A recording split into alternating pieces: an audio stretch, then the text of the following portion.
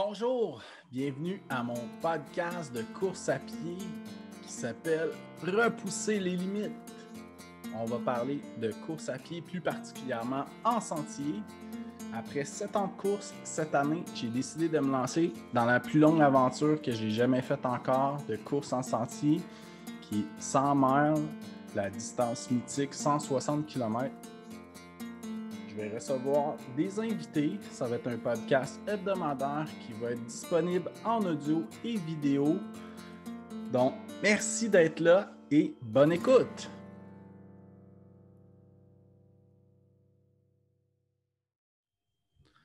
Bienvenue au 7e épisode de Repousser les limites. Cette semaine, je suis en compagnie d'un athlète élite de la région de Bromont qui a fait une super grosse course récemment. Elliott Cardin, merci beaucoup d'avoir accepté l'invitation, Elliott. Ça fait plaisir, Jeff. Super. Question comme ça, est-ce que tu te souviens comment qu'on s'est connus? Comment on s'est connus? C'est une bonne question, Pierre, j'en commençais. Hein? La fois, c'était avec le club de trail, mais je ne sais plus exactement précisément comment ça s'est fait. Exactement, ouais. Ça je pense quand même longtemps. 2016, je pense, avec le club de trail.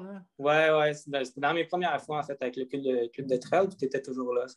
On s'est connus là-bas. Exact. Puis je pense que c'était quand même pas mal tes débuts de course, hein? Si je ne me trompe pas. Oui, 2016. En fait, j'ai commencé début 2015 avec un peu de route, mais pour le trail, 2016, c'est ma première année de trail. Cool. Fait que ça veut dire que ça fait 5 ans que tu cours en sentier environ. Oui, exact. Puis ça fait pas mal 6 ans que je connais la course à pied dans ma vie. Wow, c'est impressionnant la progression que tu as faite depuis. Merci. Cool. Bon, on va parler rapidement un petit peu de la Western State. Tu as participé, je crois, c'était il y a 2 semaines? Oui. En fait, maintenant, 2 semaines et 1 jour, exactement. Cool. Ça va être dans 1 mois, mais que l'épisode sorte, là. Mais tu as trippé là-bas? Ça devait être vraiment hallucinant. Oui, j'ai trippé. Dès mon arrivée, j'étais dans Olympic Village.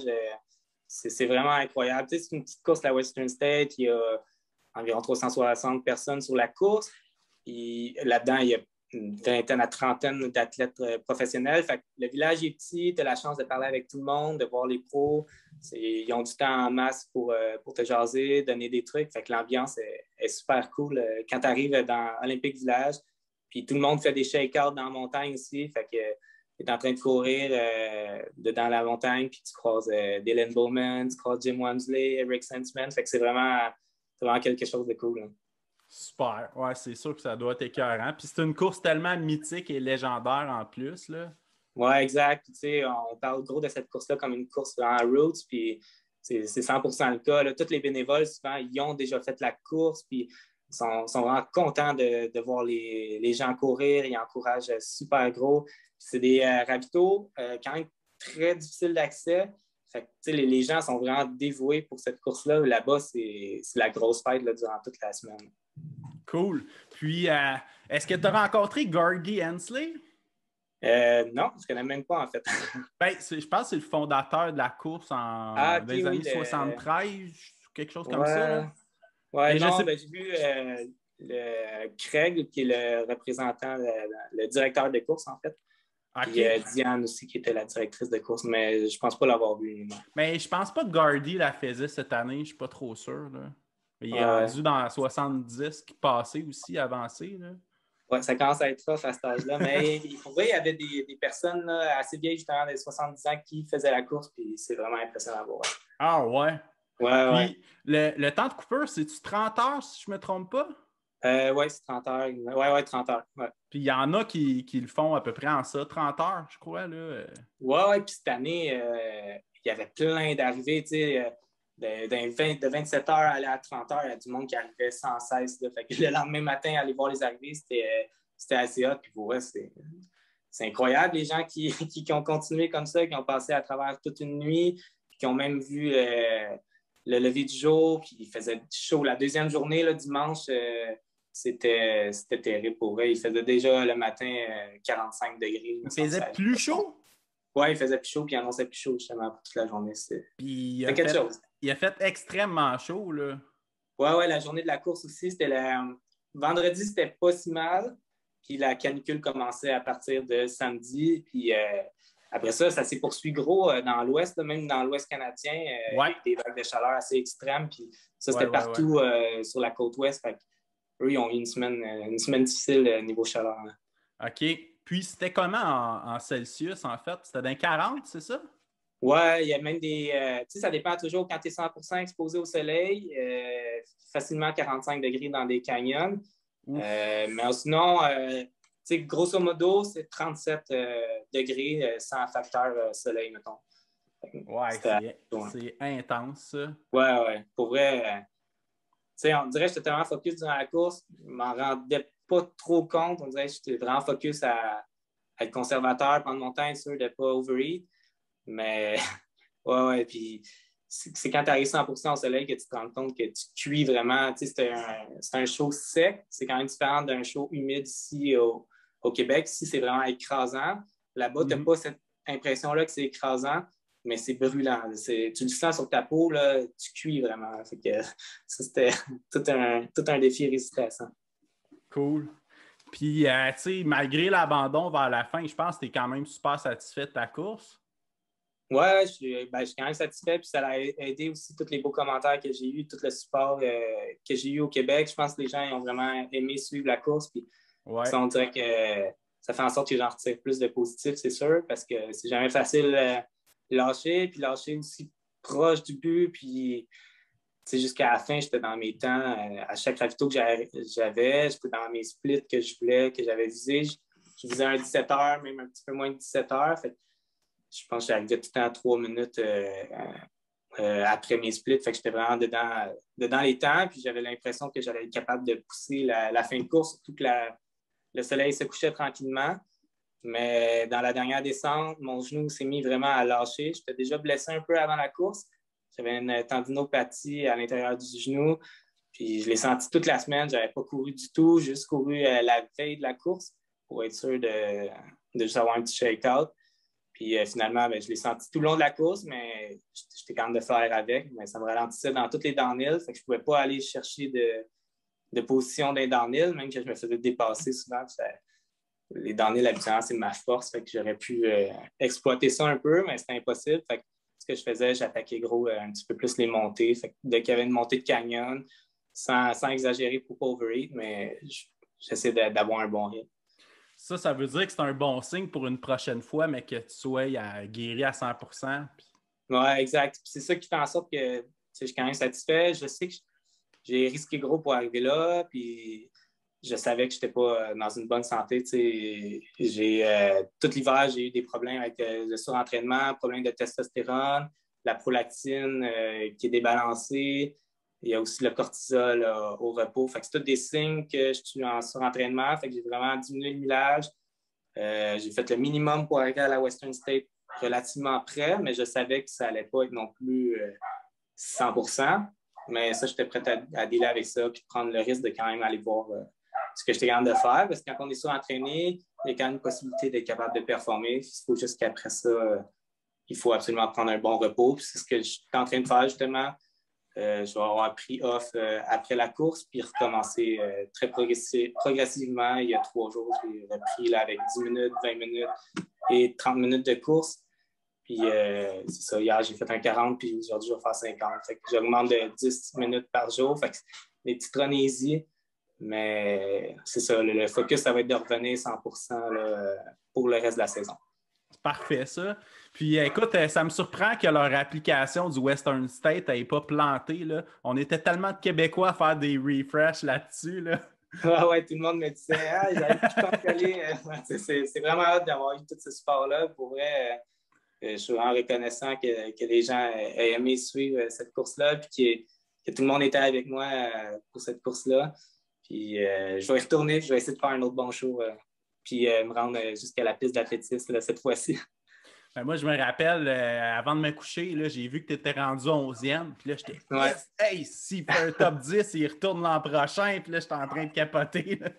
Ah ouais, c'était le plan. Vraiment, j'ai tout monté ma planification de la course pour faire un 17 heures. Puis j'avais figuré qu'avec un 17 heures, il y avait de très bonnes chances que je fasse le top 10, surtout dans une course très chaude où c'était inévitable que les pros qui auraient essayé de suivre Jim Wamsley ou essayer de faire un record de parcours, mais il y avait beaucoup de chances qu'il y ait des blow-ups monumentales. Puis c'est quand même ça qui s'est passé. Là, Matt Daniel, en début de course, je pense à même pas 40 km, il marchait déjà.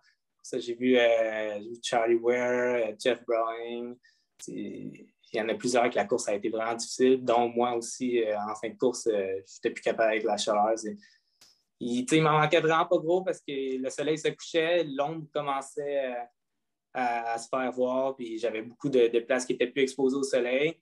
Mais je me suis mis à avoir des gros frissons quand je me suis arrêté au ravito. Je pense que j'aurais juste dû continuer, mais en même temps, je sentais que j'étais plus capable de m'alimenter bien. Fait que je voulais être sûr de bien remanger. C'est pour ça que je me suis arrêté avant la traversée de rivière. Mais à bien y penser, je pense que j'aurais juste dû grabber quelques gels puis juste traverser tout de suite d'un coup pendant que j'étais encore un peu chaud parce que dès que je me suis arrêté, c'était des gros frissons pendant 30 minutes, même avec une couverte. On a pris ma température, elle était quand même, c'était pas dangereux, mais juste l'idée de traverser la rivière, ça ne me tentait pas, j'étais tellement congelé. Puis je pense que j'aurais été quasiment un bon 45 minutes au ravito pour finalement dire, ben, regarde, à la vitesse que j'étais enligné pour finir, ça ne me tentait plus. Puis magané comme j'étais, c'était mieux de juste arrêter cela, focusser sur les prochains objectifs. C'est sûr que c'est vraiment tough parce que il restait 37 km. 37 km, c'est un long workout. Je sens que j'aurais quand même pu passer au travers. Sur le moment présent, je n'avais pas la force mentalement, puis plus la force physique de le faire. Fait que, à un moment donné, je pense qu'il faut s'écouter aussi. Là. Non, écoute, je pense que c'est une sage décision. Moi, j'ai fait un abandon au Vermont-100 en 2019 au 100 km. Puis moi aussi, j'avais des grosses chaleurs. J'avais fait 39 dans la journée, plus 100% d'humidité. Puis rendu au kilomètre, je pense 68, j'avançais à un pace de 23 minutes quand je regardais ma montre. Ah ouais, non, là, j'étais comme, tu sais, oui, s'il aurait resté 5 km, c'est sûr que je l'aurais fini, là. Mais là, à un moment donné, je pense qu'écouter son corps aussi, là, c'est quand même une idée intelligente. Là. Ouais, puis tu sais, il y en a aussi que le but, ça va être de finir à tout prix. On dirait que je n'étais pas parti avec ce mindset-là aussi, puis ça ne l'a pas aidé. J'étais parti avec le mindset de courir tout le long, performer, puis d'arriver là avec le genou magané à la fin, de devoir marcher certains kilomètres. Puis après ça, j'aurais sûrement dû marcher beaucoup pour finir, j'ai l'impression. D'hypothéquer ton genou plus aussi? Ouais, non, ça c'est sûr, mais en même temps, ça, j'étais prêt à le sacrifier. C'était plus, on dirait que l'objectif venait de le perdre à ne plus pouvoir progresser rapidement. Puis c'est là que la motivation me lâchait aussi. Il aurait fallu peut-être que je me mène avant la course pour finir à tout prix. Puis peut-être qu'on dirait j'aurais été dans un état d'esprit de comme OK, let's go, on continue, peu importe, mais c'est ça. On dirait que je n'étais pas prêt. Il va y avoir d'autres occasions de te reprendre. Ouais, exact. Ouais. Fait que comme ça, tu t'as annoncé sur les réseaux sociaux récemment que tu as un partenariat avec Hayden Hawks comme coach. Oui, exact. Je vais commencer ça bientôt. En fait, j'ai un appel avec à soir pour commencer les entraînements. Après la Western State, je me suis dit justement, bon, j'ai vu que j'avais les capacités de rouler justement top 10 sur une course avec plein d'élites comme ça. Puis ça m'a vraiment encouragé. Puis je me suis dit, bon, qu'est-ce que je peux modifier à mes trainings? Qu'est-ce que je peux apporter de plus pour atteindre un niveau supérieur plus rapidement? Puis depuis que je cours en course à pied, j'ai toujours fait moi-même mes plans d'entraînement plus ou moins structuré au feeling. Puis je pense que d'avoir un coach maintenant, depuis me casser la tête avec ça, d'être sûr de faire les bons workouts spécifiques, puis de juste focuser à bien les exécuter, je pense que ça va être une clé. Puis je vais me donner une chance justement d'être coaché. Je ne l'ai jamais fait. Fait que si ça marche bien, tant mieux. Sinon, je regarderai après. Là, ça va être quoi les plans pour l'année prochaine. Mais j'ai bien hâte de voir justement avec Hayden Hawks. C'est un athlète hors norme. Je pense que j'ai beaucoup d'apprendre de lui. Puis, à un moment donné aussi, tu veux être un des meilleurs athlètes au monde, mais il faut que tu t'entraînes avec les meilleurs athlètes au monde. Puis, justement, il faut que tu aies des suivis avec des gens qui sont déjà dans le domaine comme ça. C'est clair. Puis, tu sais, comme qu'on parlait avant l'enregistrement, c'est que sais, juste du fine-tuning. Au niveau que tu es rendu, là, des petits trucs de fine-tuning, ça peut t'aider à monter ton niveau encore beaucoup plus, là. Ouais, exact. Puis c'est ça. Tu sais, j'ai focusé gros sur le millage. Là. Vraiment, pour la Western States, c'est pratiquement juste ça que je faisais. Puis maintenant, je suis rendu que j'ai une bonne routine pour être capable de plugger des gros trainings, beaucoup de millage. Fait que ça, c'est plus acquis. Maintenant, je veux focuser sur comme tous les petits trucs qui vont faire la différence, des étirements, les éducatifs avant des workouts d'intensité. Les massages aussi, je pense que ça peut vraiment faire du bien puis aider à faire en sorte que je suis toujours plus prête pour mes autres workouts. Parce que c'est tous des trucs que je faisais très, très rarement. Étirement, c'est fou, c'est rare parce que je préconisais tout le temps que j'avais pour courir. Fait que, maintenant, je pense que je vais essayer de rentrer beaucoup de qualité aussi, puis tout en maintenant la quantité, mais d'avoir un meilleur équilibre en tout ça. Super. Puis parlant de recovery, justement, toi, tu es un étudiant en naturopathie, tu travailles dans le domaine Yes. aussi. Fait que c'est-tu quelque chose qui t'aide personnellement? Oui, c'est ça, j'apprends plein de trucs en naturopathie, justement pour réduire l'inflammation, une meilleure alimentation. C'est tous des trucs que je teste sur moi-même. Puis après ça, ben, je me développe des routines qui fonctionnent bien. J'utilise gros les plantes thérapeutiques aussi, tant pour la performance, mais pour la récupération, puis une santé en général. Fait que, ouais, c'est des trucs que j'apprends toujours puis que j'essaie de mettre en application.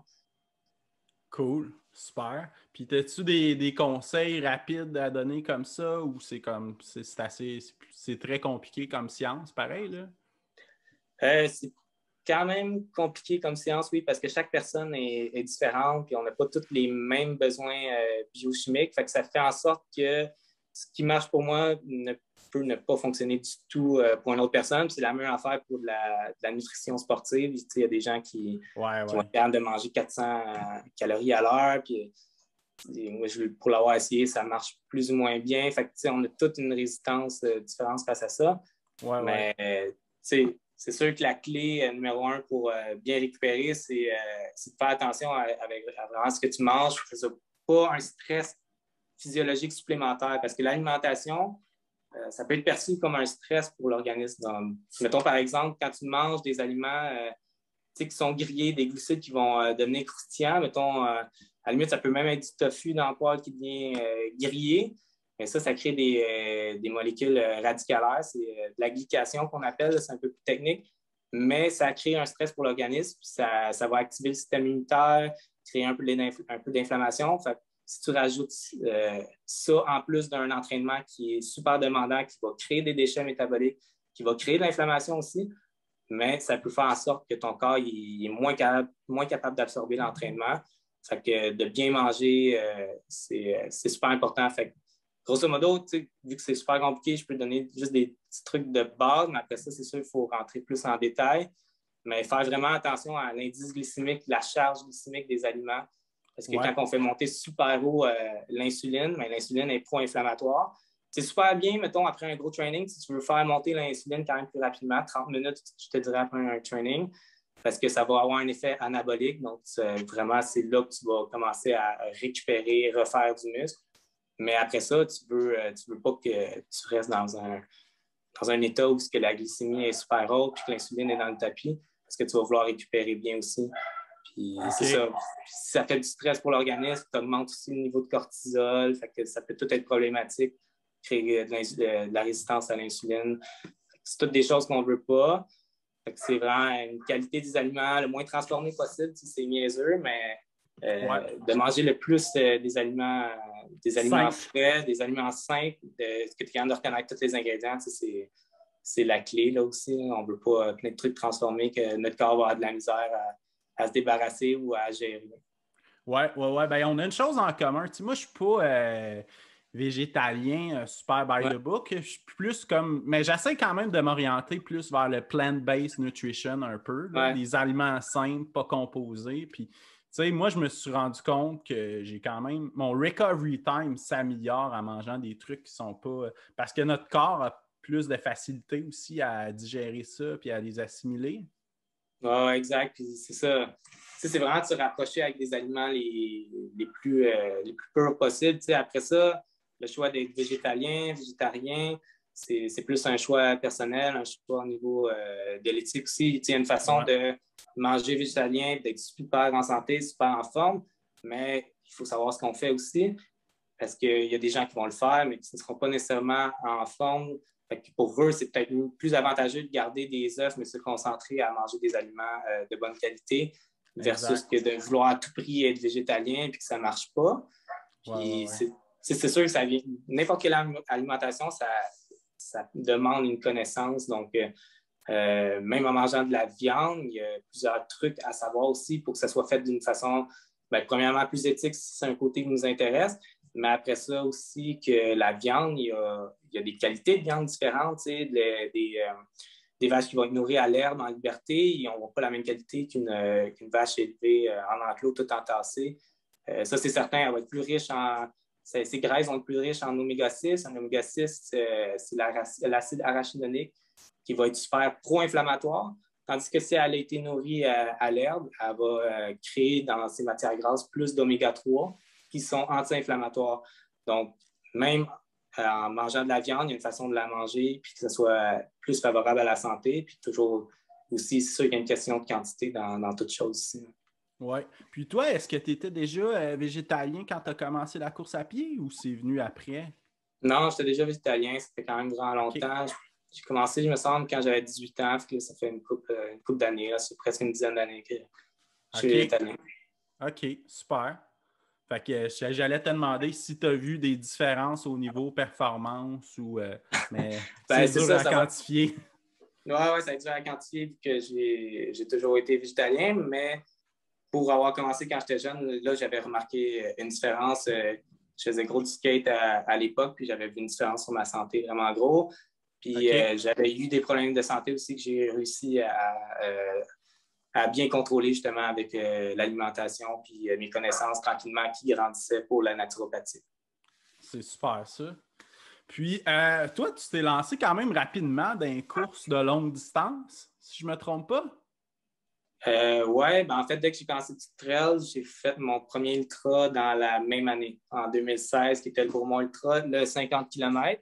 Oui. Je m'en souviens très bien. Parce que quand j'étais en train de faire mon 4... Oups, excuse-moi. Vas-y. Parce que vers la fin, j'étais en train de faire mon 80, puis tu m'as dépassé dans une montée, puis j'étais comme... Oui, c'est vrai, je me rappelle. Qu'est-ce qui vient de se passer là? Il y a un chevreuil qui vient de passer. Oui, je pense que tu m'avais fait. On dirait Gary Rodin qui court comme un chevreuil. Au P7, puis tu m'avais demandé s'il y avait quelqu'un en avant, puis j'étais non, vas-y. Non, exact. Non, mais j'ai toujours été attiré par la longue distance. C'est quoi que je trouve vraiment que je trouve le fun, justement, d'être longtemps, de parcourir une grosse distance. Donc, ça veut dire de découvrir encore plus de sentiers. Pour moi, l'aspect découverte dans le trail, c'est super important. C'est sûr que quand je passe une nouvelle course puis que je vais traverser un long sentier que je n'ai jamais vu, c'est quoi qui me motive vraiment gros. De cette façon-là, la longue distance m'attirait. Mais je sais pas, ça m'a toujours parlé plus que les courtes distances, même si j'aime ça dans le sens de 1 km à aller à 100 mètres. J'aime la course à pied. Ça a tout son lot de défis. Puis c'est super intéressant, mais j'aime vraiment plus le trail puis la longue distance. Ouais, ben moi aussi, je trouve que c'est intéressant l'aventure aussi parce que, tu sais, plus que ta distance est longue, plus que tu ne sais pas ce qui va se passer dans 5 heures ou, tu sais, le défi est... Ouais. Donc, fait que ton premier ultra, c'était au Bromont Ultra, puis après ça, tu as continué à augmenter les distances. Oui. Ben, après ça, je te dirais que c'est quand même fait plus tranquillement. J'ai fait mon premier 80 à Bear Mountain quand il y avait les courses de North Face Endurance Challenge. Ouais. Ça, j'avais vraiment été surpris. Ça avait été une course qui avait été super bien. J'avais fini deuxième derrière Mathieu Blanchard. Puis le temps aussi, je pense que c'est 7h35, je pense que c'était vraiment comme un bon temps pour un 80 km. Pour une première expérience, j'étais super content. Mais ton premier ultra, c'est quand même malade que tu le gagnes aussi à Bromont, là. Ouais, ben c'est sûr que pour moi aussi, il y avait un peu moins de calibre, fait que ça me donnait plus de chances de réussir ce pari-là, de gagner mon premier ultra, mais c'était pas nécessairement de quoi que je visais. Ce que je visais, c'était vraiment juste de bien performer pour le premier ultra, d'avoir une bonne première expérience, puis c'est ce que j'ai réussi. Puis finalement, ça a fini que j'ai quand même eu un bon temps. Je pense que j'avais fait 5h49, 5h45, de quoi du genre. Fait que, pour la course, c'était vraiment un bon temps aussi. C'était un Puis, record de parcours de mémoire. ouais, c'est un record de parcours. Ouais, il y avait Alistair qui avait fait un bon temps aussi sur cette course-là, mais c'était pas les mêmes parcours dans le temps. Je sais qu'ils ont changé plusieurs fois, Ouais. puis même au cours des dernières années, il y a eu des petites modifications aussi qui font en sorte que la course est plus ou moins 55 km aussi. Là. Les premières années, je pense que ça me donnait 56 km, c'était pas grand-chose, c'était assez précis, mais maintenant, quand je l'ai fait avec Rémi, je me souviens plus quelle année, je suis pas très bon dans les dates de course, là, mais c'était 58,6 km. Fait que là, il avait rallongé un peu, puis c'était un peu plus de trail, il y avait moins de chemin de campagne. Ouais. Fait que pour revenir à Bear Mountain, ça a été quelque chose d'un exploit plus satisfaisant pour toi parce que c'est une course de plus grande envergure, en fait. Ouais, puis il y avait plus de calibre aussi. Tu sais, je coursais avec Alistair. Je pense que j'ai couru, il me semble que j'ai couru une bonne partie de la course avec Ali qui avait décroché juste sur la fin. Puis c'est OK. sur la fin que j'avais réussi à aller rejoindre Mathieu Blanchard qui était un ravito. Puis je me souviens d'avoir demandé il est où le premier? Puis là, Mathieu, il me dit c'est moi le premier. Là, il est en train de manger sa soupe. Puis il a tout de suite arrêté ça, il est reparti à courir. Fait qu'il a fait la même affaire. J'ai essayé de suivre. Puis je pense que 3 km avant la ligne d'arrivée, il y avait un downhill. Puis il est vraiment fort dans le downhill. Puis moi aussi, c'est ma force. Puis je travaillais fort pour juste le suivre. Puis j'essayais de manger, je me souviens, un quartier d'orange parce que là, je commençais à manquer de batterie un peu, à manquer un peu de jus. J'étais en train d'essayer de manger un peu mes derniers gels. Puis j'ai eu une petite difficulté, j'étais en un petit drop d'énergie. Puis Matt, il en a profité tout de suite. Il a clenché ça jusqu'à la fin. Puis il m'a mis, je pense, 4 minutes dans les derniers 3 km que je n'ai pas été capable de m'accrocher. Mais j'étais vraiment super fier de cette performance-là. Pour un premier 80 km, je ne pouvais pas demander vraiment mieux que ça. C'est clair. Je tiens à mentionner que ton temps de 80 km est plus rapide que mon temps de 50 km à Bear Mountain. Ah ouais. Bon. Ouais. Puis après ça, dans le fond, longue distance, je sais qu'il y a Arcana que tu as fait le 125 aussi. Ouais, avant ça, j'avais fait le 110 km Québec Mégatrail. Ah oui, c'est vrai. Qui a plus ou moins bien été, mais j'ai réussi à me rendre jusqu'au bout. J'étais bien content. Mais j'avais parti la course, j'avais mal lavé mes bouteilles de mes soft flasks, puis il y avait du savon dedans. Fait que les premiers 40 km, j'avais quand même des nausées, puis ça marchait pas super bien. Je me souviens m'être arrêté à un ravito qui est comme une grosse marmite d'eau. Là. Je me mettais de l'eau sur la tête, je rebuvais de l'eau, j'essayais de repogner des forces. Puis à partir de ce moment-là, où j'avais comme vraiment pris le temps en ravito de tout bien gérer mes trucs, mon alimentation. Après ça, j'avais eu un petit boost d'énergie, puis ça m'a permis de me rendre jusqu'au bout. Mais ouais, il y avait des trucs à travailler encore sur le 100 km, c'est ce que j'ai fait. Puis je pense que l'autre 100 km que j'ai fait après, c'est Black Canyon. Fait que je n'ai pas fait, j'ai pas beaucoup d'expérience encore passé 80 km. Puis 80 km, je l'ai fait 2 fois. Ouais, 2 fois. À Bear Mountain, les 2 fois. OK. Puis dans le fond, fait que passer 100 km, t'as Québec Mégatrail, t'as sinon Black Canyon. Black Canyon. Puis il y a eu Arcana. Arcana maintenant aussi, qui est ma plus longue distance avec la Western State aussi. Distance égale. Qui est égale. Ouais. Puis, est-ce que tu vois des trucs qui sont différents dans la gestion d'un 50 km puis d'un 125, mettons? Ouais, 100%. Ben, en fait, il y a l'approche de la course aussi. C'est sûr que tu travailles un peu plus de vitesse quand tu fais un 50 km, dépendamment si c'est technique ou non. Puis il y a moins de volume aussi, évidemment. Fait que tu peux focuser un peu plus sur de la vitesse. Sinon, c'est vraiment gros gestion durant la course. Premièrement, tu as toute la question de ravito. En fait, c'est toujours plus exigeant sur une longue distance. Tu as plus de ravito à planifier. Si tu as un crew aussi, c'est plus compliqué que sur un 50 km, évidemment, parce que il va y avoir plus de points où ils peuvent te voir. Puis après ça, les drop bags qui se rajoutent. Ouais, si tu prends des drop bags aussi, soit que c'est le crew, les drop bags, ça fait plus de gestion, ça c'est certain, il y a plus de kilomètres. Puis plus de kilomètres veut dire aussi beaucoup plus de nourriture à prévoir. Puis ça, c'est vraiment le plus gros défi, je te dirais.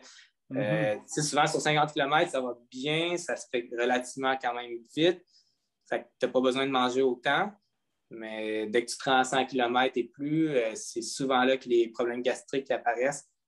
C'est rarement en début de course, c'est vraiment plus ça avance, moins tu es capable de manger, plus tu as de nausées, soit que c'est de la déshydratation ou peu importe. Ça fait en sorte que tu commences à ingérer moins d'aliments. Puis moins tu ingères d'aliments, moins il y a de sang qui est attiré vers l'intestin. Fait que ça devient de plus en plus compliqué après ça à digérer, peu importe ce que tu vas mettre, tu vas essayer d'ingérer. Fait que c'est là que les problèmes ils commencent. C'est là que les gros drops d'énergie ils se passent. Fait que c'est des gros high, low, high. Parce que là, tu vas manger un gel, il va faire effet. Là, tu vas être comme bon pour 10 minutes. Mais après ça, tu vas crasher tout de suite. Fait que, ouais, la nutrition, je te dirais que c'est le point qui change le plus en longue distance. Puis c'est le point qui peut impacter le plus la course. Puis, est-ce que tu as appris des trucs, toi, personnellement, qui fonctionnent mieux sur les longues distances? Des trucs que tu consommes? J'essaie, oui. En fait, c'est tellement compliqué parce qu'il y a des courses que ça va bien aller et des courses que je refais la même chose puis ça va pas bien. Fait que, il y a plusieurs facteurs qui influencent ça. Mais ouais, c'est sûr que maintenant, j'essaie d'être plus timé aussi, de ne pas manger au feeling, de vraiment dire comme à chaque 15 minutes, je vais essayer de manger un petit quelque chose. Puis de surtout jamais sauter à un moment. Il y a des fois que j'avais comme la nausée, puis ça ne me tentait plus de manger. Je me dis, ben c'est pas grave, je vais comme me rendre jusqu'au prochain ravito qui est comme à 40 quelques minutes. Je ne mangerai pas jusque-là, puis après, je vais prendre le temps de manger. Mais ça, je te dirais que c'est la pire erreur. Même si tu te lèves le cœur, même si tu penses que tu vas vomir, c'est important de continuer de manger. Parce que justement, pour la raison que j'expliquais tantôt, si tu n'as plus de sang qui se rend à l'intestin, après ça, tout devient compliqué. Fait que de toujours ingérer quelque chose, c'est important. Puis ce que j'ai appris aussi, c'est quand tu te mets à avoir des problèmes, puis que c'est plus tough à manger des trucs, mais au pire, tu bois des calories. Fait que l'important, c'est que tu aies toujours un apport nutritionnel. Super. Ouais, c'est des bons conseils, ça, parce que moi, je me rappelle, je pense que c'est mon premier 80. Là, j'avais un moment donné, il n'y a plus grand-chose qui rentrait, puis là, j'avais mangé trop de sucre, puis là, un moment donné, là, le système, là... Ouais. Tu as ce point-là aussi, tu sais, si tu manges beaucoup de sucre rapide, mais là, tu peux développer aussi...